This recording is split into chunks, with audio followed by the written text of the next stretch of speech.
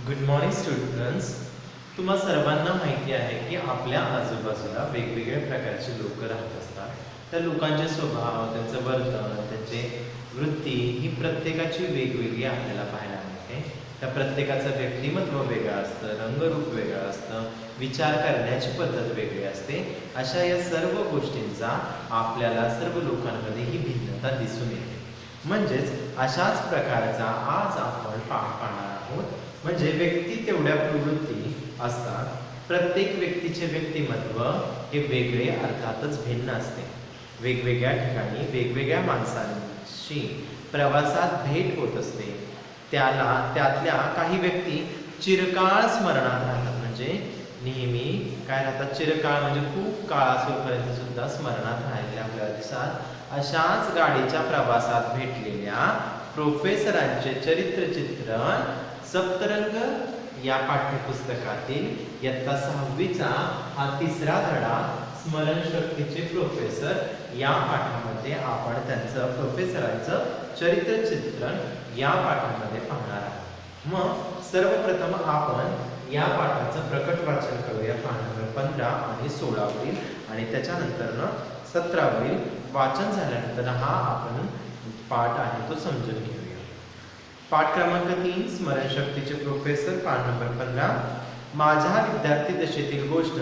मी पुण्याहून मध्यरात्रीच्या मेलने तिथून दौंडास गाडी बदलून अहमदनगरात जात होतो. सकाळी नगरच्या जवळ गाडी आली होती. प्राध्यापक विसरगोळे आणि इतर अध्यापक गप्पा मारित होते. अरे बापरे, काय अवघड हा पूर्वीचा अभ्यासक्रम, आणि हल्ली मात्र अभ्यासाचा बोजा वाढत चालला आहे म्हणून लोकांची नुसतीच ओरड चालवली आहे. बरे, पण प्रोफेसर साहेब, आत्ताच या शक्तीचा ऱ्हास होण्याचे कारण काय असावे बरे? मानसशास्त्रात म्हटल्याप्रमाणे एखाद्या इंद्रियाचा किंवा शक्तीचा दीर्घकाळ उपयोग केला नाही किंवा ते इंद्रिय किंवा शक्ती नष्ट होते असा नियम आहे. तुम्हाला कान हलवता येतो का? नाही बुवा. तोच गाढवाला का बरे हलवता येतो? पूर्वी कानात चलन शक्ती होती, पण मनुष्याप्रमाणे पिढ्यानपिढ्या त्या शक्तीचा उपयोग न केल्याने ती नाहीशी झाली. तीच गाढवाने कायम ठेवली आहे. मग सांगा पाहू, मनुष्यापेक्षा गाढव श्रेष्ठ आहे की ते नाही ते? तुमच्यावरून तसे वाटते खरे. मी बोलून गेलो, पण सुदैवाने प्रोफेसरांचे त्याकडे लक्ष नव्हते. स्मरणशक्तीला नेहमी व्यायाम दिला पाहिजे. त्याचप्रमाणे सादृश्य पाहून गोष्टी ध्यानात धरण्याची खूबी माहीत असली पाहिजे. घोकंपट्टीला आधुनिक लोक नावे ठेवतात, पण घोकण्याने स्मरणशक्ती कशी दृढावते हे त्यांच्या ध्यानात येत नाही. 1946 या आकड्याची प्रतिमा म्हणजेच इमेज डोळ्यापुढे धरली की तो आकडा कधीही विसरायला नाही. एक मुख विष्णू आणि षण्मुख कार्तिकेय यांच्या मागे चतुर्मुख ब्रह्मदेवाची स्वारी विराजमान झालेली आहे. असा देखावा तुम्ही आपल्या कल्पनेपुढे आणा. या 3 देवांच्या डोक्यांच्या संख्या अनुक्रमे मोजा की 1, 4, 6 आकडा ध्यानात येईल. म्हणजे 146 आकडा ध्यानात येईल. अहमदनगर आणि अहमदाबाद ही दोन्ही नावं माझ्या लक्षात राहत नाही. ही नावं ध्यानात ठेवणे मोठे कठीण आहे. का बरे? माझ्या ध्यानातून हे नाव कधीच जात नाही. मी चकित होऊन म्हणते. अहमदनगरचे नाव डोक्यात राहण्यासाठी मी एक कारिका जुळवली आहे, प्रोफेसरांनी सांगितले. कोणती बरी कारिका ती? प्रोफेसर खाकरले, जरा ताड बसले आणि त्यांच्या तोंडून खालील चरण बाहेर पडले. दिवस गर्भ नसे विष जापुरी. पण ज्या मुलीने अहमदनगर हे नाव कसे लक्षात ठेवायचे हे नाही मला समजले. मी आक्षेप घेतला. ते अगदी सोपे आहे. दिवस म्हणजे जसे अहच्च, रात्रीच्च, उभेच्च. संधे गर्भ म्हणजे मद, नसे म्हणजे न, आणखी विष म्हणजे गर. अहमदनगर झाले की नाही? ही ही ही. प्रोफेसर विजयमदाने हास्य करून सांगितले. आता या स्मरणशक्तीचा रामबाण युक्त्या एकूण एखाद्या फायदा होण्याऐवजी वेळ लागण्यास मात्र मदत होईल. असे वाटून मी विषय बदलला व आपण नगरास कोणत्या कामाकरता जात आहात असे प्रोफेसरांना विचारले. माझी मुलगी, काय बरे तिचे नाव? अर्जुनाने तिचे सांबर केले की कोणती? प्रमिला नाही, चित्रगंधा, सुभद्रा की सुचविले? हो, थँक्यू. सुभद्रा. तिला नगरास दाखवण्यासाठी नेतो आहे. तिथे एक चांगले स्थळ आहे. आठवले त्यांचे नाव. काय बरे? सांगितले नाही का आता? विसरलो पहा इतक्यात. पण आत्ताच म्हणालात ना, आठवले त्यांचे नाव? Yes, thank you. आठवले, हेच त्यांचे नाव. इतक्यात नगरचे स्टेशन येऊन गाडी थांबली. प्रोफेसर बंधू की कोण स्टेशनवरती आले होते. ते जवळ आले. कसे काय दादा आलात? पत्रात कळवल्यासारखे. हे काय? डब्यात नजर फेकून. सुबीला नाही आणलं? एकटेच येऊन काय करणार इथे? प्रोफेसर भांबावल्यासारखे झाले व उद्गारले. अरे सुबीला पुण्यास तर घेतलं होतं बरोबर, आठवून, पण काय मी गाढव आहे. दौंडच्या स्टेशनवर उतरताना मी तिला तशीच निजलेली सोडून दिली वाटतं. आता सोलापूरच्या स्टेशन मास्तरला तार दिली पाहिजे मद्रास मिलमधून तिला उतरून घ्यायला. मग आपल्याला ह्या पाठ वाचल्यानंतर खूप अशी विचित्र असं या पाठामध्ये काय असं वाचल्यानंतर वेगवेगळ्या सगळ्या गोष्टी दिसत आहात त्याच्याविषयी आता आपण जाणून घेणार आहोत. जसं की व्यक्तिपरत्वे प्रत्येकाची वृत्ती ही वेगवेगळी आढळून येते.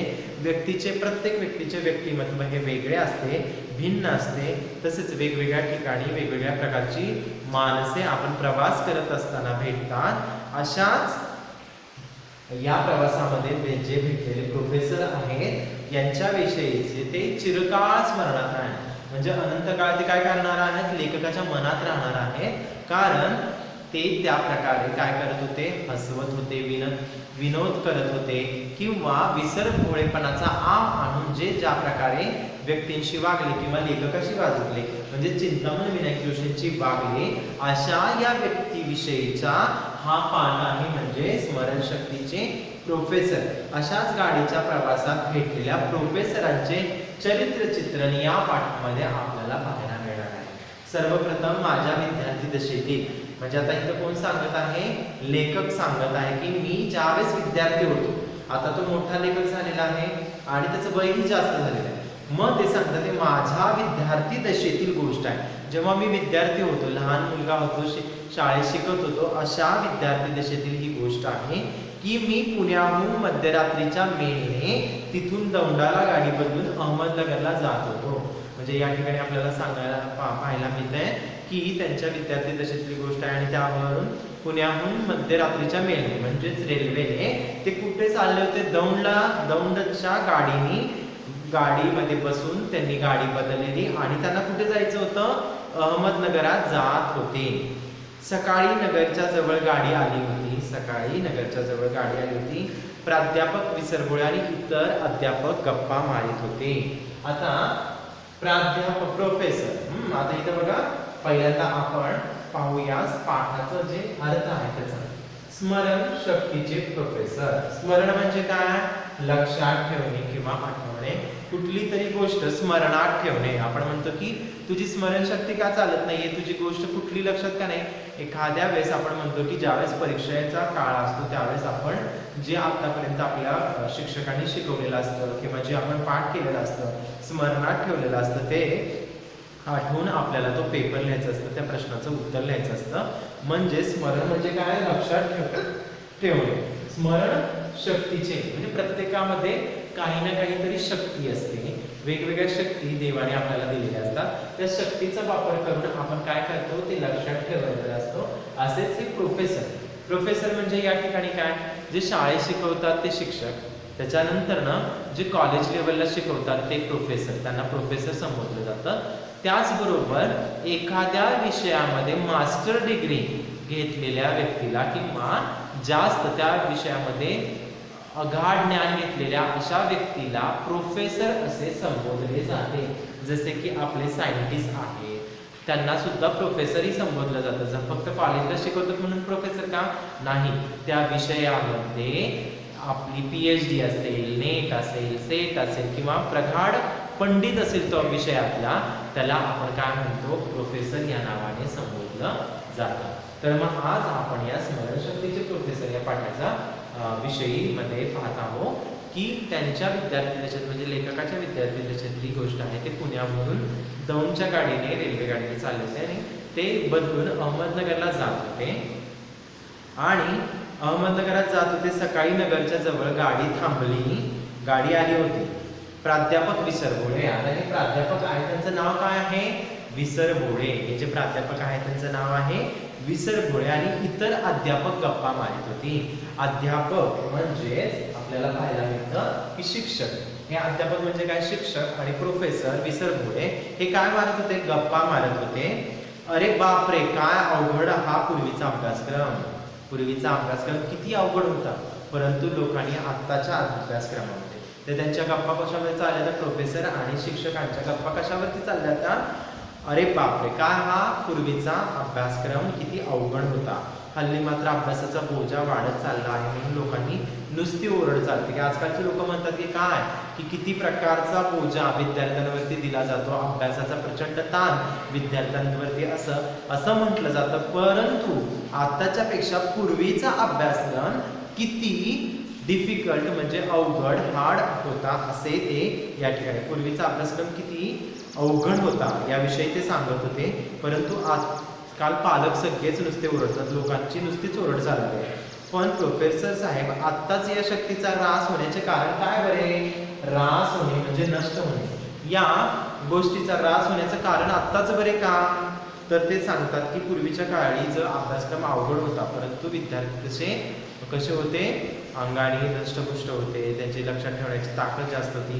परंतु आता एवढ्या सुखसोयी शासन देत आहे किंवा त्यांच्या अभ्यासक्रमामध्ये जरी म्हणतो आपण वाढत चालला असल्या तरी पण त्याच्यामध्ये किती प्रकारचं नाविन्यता आणलंय, त्यांची पास होण्याची जी काठिण्य पातळी ती कमी करण्यात आलेली आहे किंवा कमी प्रकारचा. आता आपण पाहतो की महाराष्ट्र शासन CBSE असेल, ह्यांनी सगळे लोक काय करत आहेत, 10वीच्या पेपरमध्ये किती प्रकारचा, पूर्वीच्या काळी 150 मार्काचे पेपर असायचे, आताच्या काळामध्ये ते 100 मार्काचे होते. आता 100 मार्काचे पेपर सुद्धा आता 80 मार्काचे झालेले आहेत आणि 20 मार्काच्या जो अभ्यासक्रम असतो तो शाळेमध्ये जो वर्षभर मुलगा काय करतो त्याच्यावरती आधारित दिला जातो. म्हणजे किती सोप्या पद्धतीने हे त्याच्यात बदल होत आले आहेत. त्या मुलांचा बुद्धीला जास्त चालना मिळाली किंवा त्या मुलांचा बोज वाढत आहे किंवा त्यांच्यावरची जी बोजा वाढत चालला या दृष्टिकोनातून शासन प्रयत्न करत आहे. परंतु आत्ताच्या लोकांच्या ओरडीपेक्षा पूर्वीचा अभ्यासक्रम हा खूप अवघड होता असं या ठिकाणी म्हटलं आहे. आणि त्याचबरोबर ते म्हटले की या शक्तीचा ह्रास होण्याचा, ह्रास म्हणजे नष्ट होण्याचे कारण काय आहे असावे बरे, तर ते सांगतात की पूर्वीच्या काळी त्या लोकांच्या स्मरणात राहत होतं परंतु आत्ताच्या काळातील मुलांच्या स्मरणात म्हणजेच लक्षात कुठल्याच गोष्टी राहत नाहीयेत, तो त्याचा प्रॉब्लेम आहे. तो त्याच्या काय आहे, त्याच्यावरील काय उपाय आहे त्याच्याविषयी आता आपण जाणून घेणार. मानसशास्त्रात म्हटल्याप्रमाणे एखाद्या इंद्रियाचा किंवा शक्तीचा दीर्घकाळ उपयोग केला नाही. मानसशास्त्रामध्ये सांगितलं की एखाद्या शक्तीचा किंवा इंद्रिय म्हणजे काय, जे आपल्याला पंच ज्ञानेंद्रिय दिलेले आहेत, डोळे, कान, नाक, जीभ, त्वचा, हे आपले ज्ञानेंद्रिय आहे. मग हे ज्ञानेंद्रिय जे आहे त्याचा जर वापर आपण केला नाही, उपयोग दीर्घकाळ म्हणजे दीर्घ म्हणजे खूप दीर्घ म्हणजे खूप वेळ त्याचा वापर केला नाही किंवा खूप काळापर्यंत, खूप वेळापर्यंत जर त्याचा उपयोग केला नाही तर ते इंद्रिय किंवा शक्ती नष्ट होते असा निसर्गाचा नियम आहे. मग तुम्हाला कान हलवता येतो का, तर आपल्याला तर कान हलवता येतो का, दोन्ही कान आपल्याला हलवू शकतो का, नाही. पण ते प्राण्यांना काय येतात, तोच गाढवाला का बरे हलवता येतो. मग पूर्वीच्या काळी आपण पाहत होतो की मनुष्याला आपले जे पूर्वज होते ते कोण होते, माकडासारखे दिसणारे वंशज होते. आपण त्याचे वंशज आहोत, माकडासारखे दिसणारे. त्या काळी तुम्हाला माहिती होतं की त्यांचा चेहरा खूप मोठा, अश्मयुगीन मानव ज्याला म्हणतो आपण, ज्याची चित्र पाहतो इतिहासाच्या पुस्तकामध्ये किंवा भिंतीवरती कोरलेली, तर ते लोक कसे होते, चेहरा त्यांचा खूप मोठा होता, नाक खूप मोठं, चेहरा मोठा असल्यामुळे अंग होतं, कुबड आलेलं होतं आणि त्याचबरोबर त्यांना आपल्याला पूर्वीच्या जे आपले आदिमानव आहेत त्यांना शेपूट होती. म्हणजे त्या काळामध्ये त्या व्यक्तींनी म्हणजे त्या आदिमानवांनी आपल्या पूर्वजांनी त्या शेपटीचा जास्त उपयोग केला नाही म्हणून ते शेपूट गळून पडले.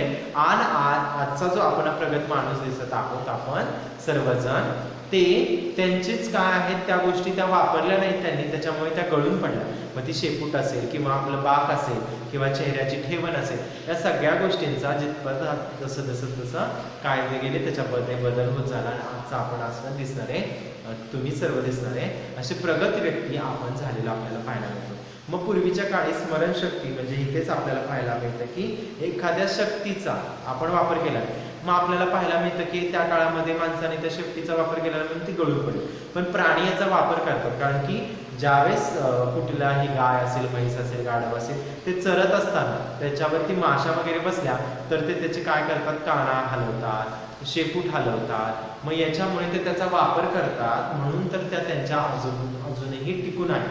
पण हे आपल्या जीवनातही आहे की एखाद्या गोष्टीचा आपण वापर केला नाही तर ती गोष्ट काय होते, नष्ट होऊन जाते, खराब होऊन जाते, हे आपण पाहिलाच. किंवा किचनमध्ये एखादी गोष्ट भरपूर दिवस डब्यामध्ये ठेवली असेल किंवा तांदूळ असतील, मग त्याला आळ्या लागतील, जाळ्या लागतील, हळकुंड असतील किंवा दुसरं काही असू शकतं, किंवा एखाद्या डब्यामध्ये आपल्या चुकून एखादा डब्बा खूप महिने किंवा वर्षभर आपल्या एखाद्या पोटमाळ्यावर पडू नये, त्याच्यामध्ये बिस्किट ठेवलं असेल किंवा कुठलीही वस्तू ठेवली असेल तर त्याला आळ्या जाळ्या लागतात, ते नष्ट होतं, खाण्याच्या लायकीचं राहत नाही, मग त्याला आपल्याला फेकून द्यावं लागतं. म्हणजेच त्या गोष्टीचा आपण वापर केला नाही. तर एखाद्या गोष्टीचा वापर केला नाही तर त्याला गंज चढू शकतो, तसाच आपल्या बुद्धीलाही गंज चढू शकतो. म्हणून इथंच म्हटलं दीर्घ आपल्या इथे एक मानसशास्त्रामधलं जे उदाहरण आहे ते सगळ्यांनी लक्षात ठेवण्यासारखे, ते म्हणजे मानसशास्त्रात म्हटल्याप्रमाणे एखाद्या इंद्रियाचा किंवा शक्तीचा आपण जर दीर्घकाळ उपयोग केला नाही तर ते इंद्रिय किंवा ती शक्ती नष्ट होते, असा हा नियम प्रकृतीचा आहे. म्हणून आपल्याला कान हलवता येतात का, तर नाही. तोच गाढवाला बरे का हलवता येतात, पूर्वी कानास चलनशक्ती होती. पूर्वी कानाला काय होती, चलनशक्ती, म्हणजे त्याच्यामध्ये पण एक प्रकारची चलन म्हणजे हलण्याची, हे करण्याची शक्ती होती. पण मनुष्याप्रमाणे मनुष्य प्राण्याने काय केलं, त्या पिढ्यानपिढ्या त्या शक्तीचा उपयोग केला नाही आणि ती शक्ती आपली नाहीशी झाली. जी चेतना, आज आपण डोळे हलवू शकतो, हात हलवू शकतो, तोंडाने बोट हलवू शकतो, तसंच पूर्वीच्या काळी आपल्याला कान सुद्धा हलवता येत होते. परंतु मनुष्य प्राण्याने काय केला, त्याचा उपयोग पिढ्यानपिढ्या त्या शक्तीचा उपयोगच केला नाही, म्हणून आज आपल्याला कान हलवता येत नाही, असं त्या प्रोफेसरांनी आपल्याला सांगायला दिसतं. ते गाढवाला काय कायम ठेवली आहे, ती गाढवाने ती चलनशक्ती काय ठेवलेली आहे, कायम ठेवलेली आहे, म्हणून तो कान हलवू शकतो, असं या ठिकाणी पाहायला मिळते. मग सांगा पाहू, मनुष्यापेक्षा गाढव श्रेष्ठ नाही का ते? मग प्रोफेसर विचारतात, मग मनुष्यापेक्षा गाढव श्रेष्ठ नाही का? मग त्याचे जे मित्र होते तुमच्यावरून तर तसेच वाटते, ते म्हणाले की तुमच्याकडे पाहून तुम्ही गाढव आहात हे कळतंय, मग तुमच्यावरून असे वाटते की बोलून गेलो पण सुदैवाने ते प्रोफेसरांनी ऐकले. म्हणजे लेखकाने म्हणाले की तुमच्यावरून तर असं वाटतं, हा शब्द त्यांनी उच्चारला परंतु तो प्रोफेसरांनी ऐकला नाही आणि त्याच्याकडे त्यांचं लक्ष गेलं नाही, म्हणून त्यांना काहीही बोलले नाही, म्हणजे लेखकाला काहीही बोलले नाही. पण लेखकाला त्यांच्याकडे बघून तुमच्यासारखे गाढव म्हणजे त्यांना ते प्रोफेसर गाढवासारखेच वाटत होते, कारण की ते विसरबोळे होते, ते कुठलीही गोष्ट कुठल्याही वेळेस काहीही बोलत होते, त्याच्यामुळे त्याच्या तारतम्य भाषेमध्ये नसल्यामुळे ते त्यांना गाढव म्हणत आहेत, असं आपल्याला या ठिकाणी दिसून येते. आता दुसरा एक महत्वाची गोष्ट ती म्हणजे स्मरणशक्तीला नेहमी व्यायाम दिला पाहिजे. काय दिला पाहिजे, या पाठामध्ये आपल्याला पाहायला मिळतं की स्मरणशक्तीला नेहमी काय दिला पाहिजे, व्यायाम दिला पाहिजे. आपण जशी शरीराला व्यायाम देण्याची गरज असते, आपलं शरीर व्यवस्थित धष्टपुष्ट राहण्यासाठी आपल्याला आपण पाहतो की जिमचा वापर करतो, आपण व्यायाम करतो, सूर्यनमस्कार करतो, मेडिटेशन करतो.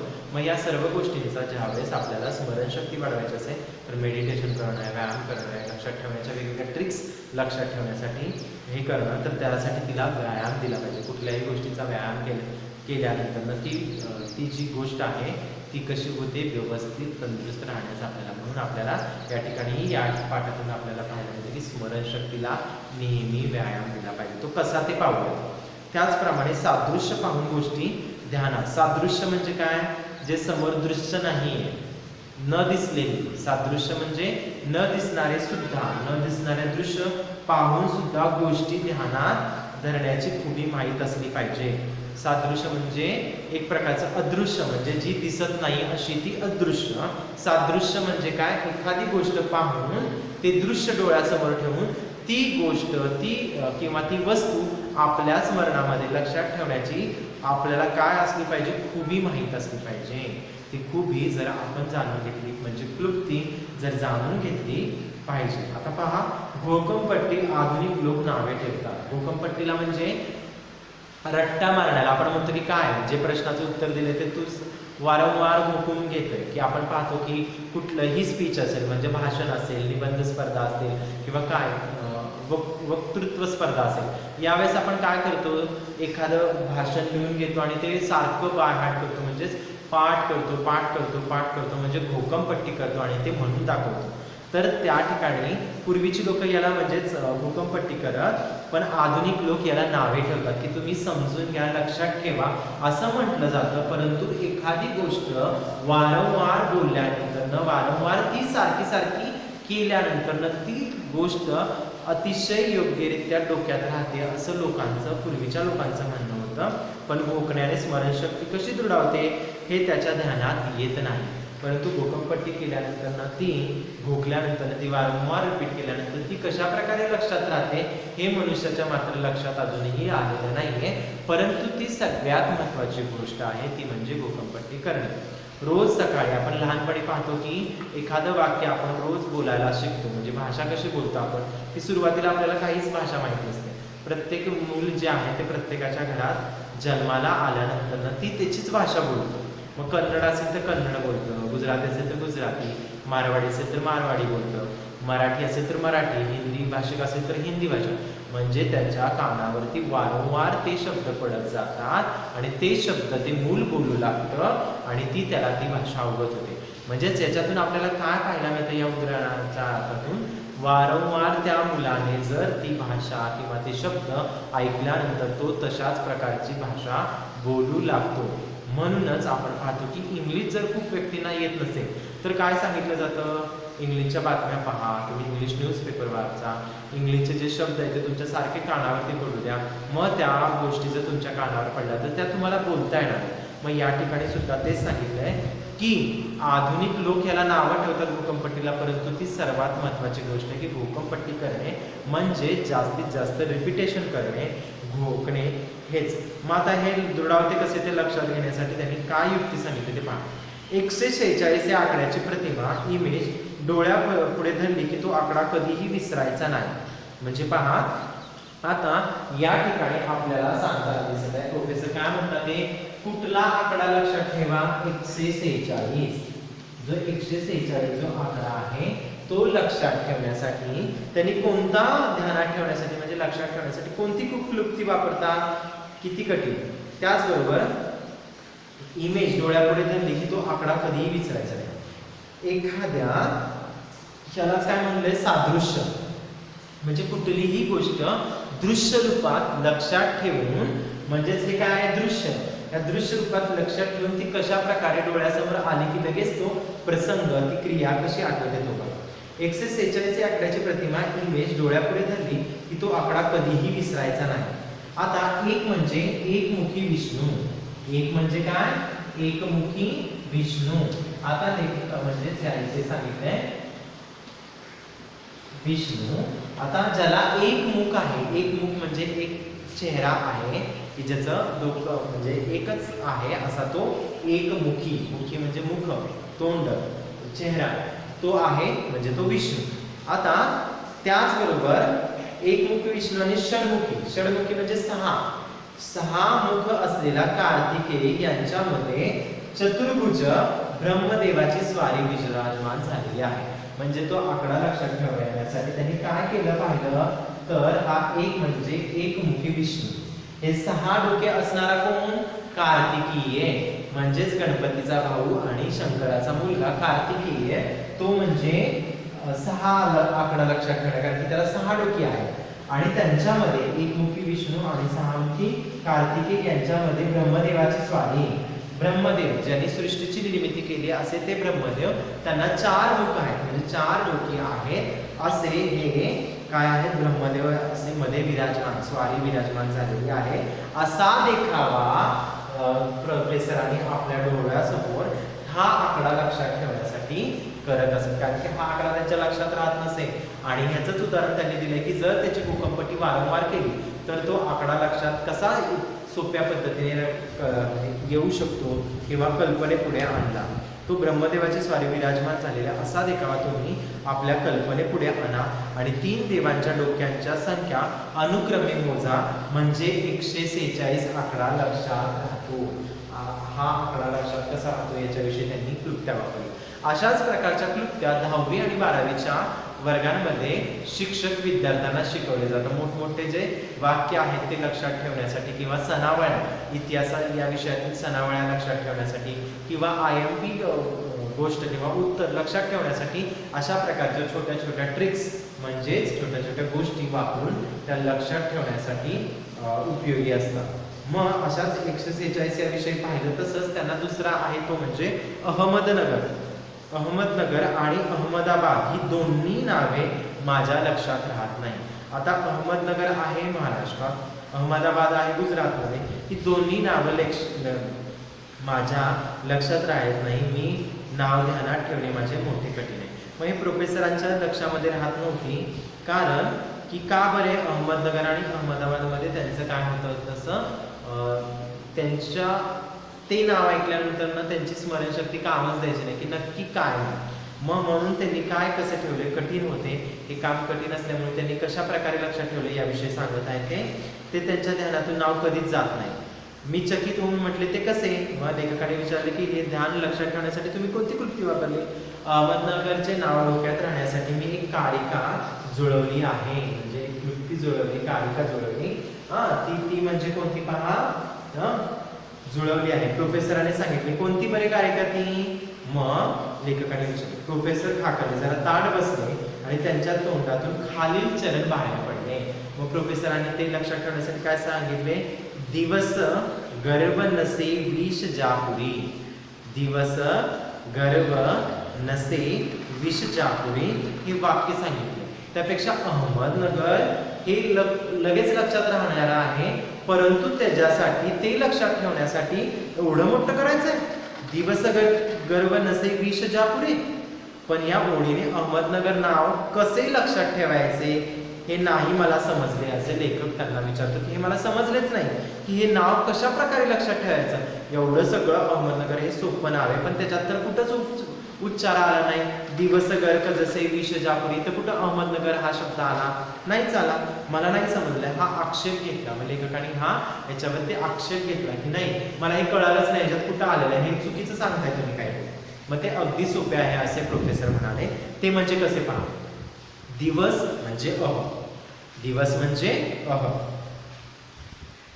जसे अहच्च, रात्रीच्च, उभेच्च, संधे म्हणजे गर्भ. मग त्यांनी दिवस अहच्यासाठी घेतलं अहच्च, रात्रीच्च तसं दिवेश्य. मग संधे म्हणजे गर्भ म्हणजे मद. गर्भ म्हणजे काय, मद. नसे म्हणजे न. आणखी विष म्हणजे गरम. विषलाच काय त्यांनी समानार्थी लक्षात ठेवायला गरज. म्हणजे झाले अहमदनगर. झाले की नाही. मग त्यांनी खूप डिफिकल्ट म्हणजेच अवघड पद्धतीने नाव लक्षात ठेवलेलं आहे. परंतु लेखकाला वाटलं की अहमदनगर किती सोपं आहे, परंतु त्यांच्या लक्षात नाही. म्हणून प्रोफेसरांनी त्याची फोड केली. दिवस म्हणजे अहच्च म्हणजे रात्रीच जसं असतं तसंच त्यांनी त्याला तिथं काय ठेवलं, च हे आलं. आणि संधे म्हणजे गर्भ. गर्भ म्हणजे मद म्हणजेच न. आणखी विष म्हणजे गर्भ. असे अहमदनगर नाव तयार झाले. ही प्रोफेसर काय करतात, हसायला लागतात की काहीतरीच काय सांगताय तुम्ही, अहमदनगरचे एवढं डिफिकल्ट. मग अहमदनगर हे सोपं नाव तुम्ही संस्कृतमध्ये एवढं सगळे शब्द लक्षात ठेवण्यापेक्षा किती सोपं आहे, परंतु हे त्यांना काही पटत नाही. प्रोफेसर विजयमदाने हास्य करून सांगितले, आता या स्मरणशक्तीचा रामबाण युक्त्या ऐकून फायदा होण्याऐवजी, म्हणजे प्रोफेसरांच्या या स्मरणशक्तीच्या ज्या युक्त्या आहेत त्या पाहून स्मरणशक्तीचा रामबाण युक्त्या ऐकून फायदा होण्याऐवजी वेळ लागण्यासारखे आहे, असे मात्र मदत होईल असे लेखक त्यांना म्हणाले. असे वाटून मी विषय बदलला. मग लेखकाने तो विषय बदलला, कारण की ते कुठे भेटले ते दोघं जण आपल्याला पाहायला भेटतंय की ते जाणाऱ्या त्या नगरला जाणाऱ्या त्या रेल्वे गाडीमध्ये दोघं जण भेट झाली होती त्यांची. आणि त्यांच्या त्या गप्पा चालल्या तर त्याच्यामध्ये ते बोलत होते. आपणास नगरला कोणत्या कामाकरता. मग त्यांनी तो विषय बदलला की काहीच अर्थ नाहीये यांच्याशी बोलून आपले डोकं वेडं होण्यापेक्षा आपण विषय बदललेलाच बरा. म्हणून लेखकाने विषय बदलला. आपण नगरास कोणत्या कामासाठी चाललेला आहात असं प्रोफेसरांना विचारलं. आपण नगराला म्हणजे नगरास म्हणजे काय, नगरला, अहमदनगरला कशासाठी चालला आहात, कोणत्या कामासाठी चालला आहात असे प्रोफेसरांना लेखकाने विचारले. माझी मुलगी, काय बरे तिचे नाव? बघा या ठिकाणी प्रोफेसर कसे आहेत? विसरभोळे आहे. कसे आहे? त्यांच्या कुठलीही गोष्ट लक्षात राहत नाहीये. मग ते दिखावा करत आहेत किंवा खरंच लक्षात राहत नाही. पण ते म्हणतात माझी मुलगी, काय बरे तिचे नाव? अर्जुनाने तिचे सांबर केले. म्हणजे ते म्हणतात अर्जुनाने तिचे सांबर केले. ती कोण? प्रमिला? नाही. चंद्रगंधा? नाही. मग लेखक सांगतो की प्रमिला? नाही. चंद्रगंधा? नाही. सुभद्रा मी सुचविले. मग लेखकाने शेवटी सांगितले की सुभद्रा मी सुचविले. हो थँक्यू. माझ्या मुलीचं नाव काय आहे? सुभद्रा. म्हणजे या ठिकाणी त्यांची गंमत करण्याची, विनोद करण्याची पद्धती दिसून येते. त्याचबरोबर प्रोफेसर विसरभोळ्यांचे विसराळूपणा सुद्धा या ठिकाणी आपल्याला पाहायला मिळत आहे. मग ते म्हणतात थँक्यू. माझ्या मुलीचं नाव काय आहे? सुभद्रा. तिला मी नगरास दाखवण्यासाठी नेतो आहे. दाखवण्यासाठी म्हणजे कशाला दाखवायसाठी? कारण की तिचं आता लग्न करायचं आहे, त्यासाठी मुलाला दाखवण्यासाठी माझ्या मुलीला मी काय करत आहे? नगराला घेऊन चाललेलो आहे. तिथे एक चांगले स्थळ आहे. तिथे एक चांगले स्थळ आले. माझी मुलगी आहे, तिच्या सुभद्रेला पाहण्यासाठी मुलगा येणार आहे आणि ते खूप चांगलं स्थळ आहे असे ते म्हणाले. आठवले त्यांचे नाव. आठवले म्हणजे ते आठवले त्यांचे नाव. हे सांगितल्यानंतर परत ते म्हणतात काय बरे? सांगितले नाही का आता? विसरलो पण पहा इतक्या. मग ते सांगतात त्यांना की त्यांचं आठवले हे आडनाव आहे, परंतु ते आठवले म्हणून म्हणतात. मग सगळे लेखक आणि त्याचे मित्र सगळे विचारतात की का आठवले? अरे नाही का मी आत्ता सांगितलं तुम्हाला, पहा इतक्यात. पण आत्ताच म्हणाल आठवले त्यांचे नाव. Yes thank you. आठवले हे त्यांचे आडनाव आहे आणि त्यांनाच दाखवण्यासाठी मी माझ्या मुलीला घेऊन चाललेला आहे. म्हणजे त्यांचं आडनाव काय आहे किंवा कुठल्याला घेऊन चालला हे जेव्हा त्यांच्या लेखकाने आणि त्याच्या मित्रांनी विचारल्यानंतर ते त्यांना पटकन आठवले नाही. म्हणजे त्यांचं आडनावच आठवले होते त्या गृहस्थ जे येणार होते त्यांना पाहायला, परंतु ते त्याचे मित्र आठवण करून देतात आणि ते त्यांना आठवतं. इतक्यात नगरचे स्टेशन येऊन गाडी थांबली. नगरचे स्टेशन आले आणि गाडी येऊन थांबली. प्रोफेसरांचे बंधू त्यांना रेल्वे स्टेशनवरती घेण्यासाठी आले होते. प्रोफेसरांचे बंधू म्हणजे भाऊ की कोण स्टेशनवरती प्रोफेसरांना घेण्यासाठी आले होते. ते जवळ आले. कसे काय दादा? ते त्यांचा बंधू म्हणाला दादा तू कसा आहेस? म्हणून ते त्याला विचारले. जवळ आले आणि त्यांनी विचारलं कसे काय दादा आलात? पत्रात कळवल्यासारखे. हे काय? डब्यात नजर फेकून सुबीला नाही आणलं. मग ते पाहतात की एकटेच दिसतात म्हणून पत्र कळवून पत्राने भावाला कळवलं, म्हणजे प्रोफेसरांना कळवलं होतं. आणि ते आता गाडीमधून उतरत आहे. त्यांना घेण्यासाठी भाऊ आलेला आहे त्यांचा. आणि ते पाहतात आतमध्ये डब्यामध्ये पाहतात तर त्यांना इकडे तिकडे नजर फिरवणे म्हणजे पाहणे. पाहत असताना त्यांना कुठेही सुबीला नाही आणली. सुबीला म्हणजे सुभद्रेला आणली नाहीत का?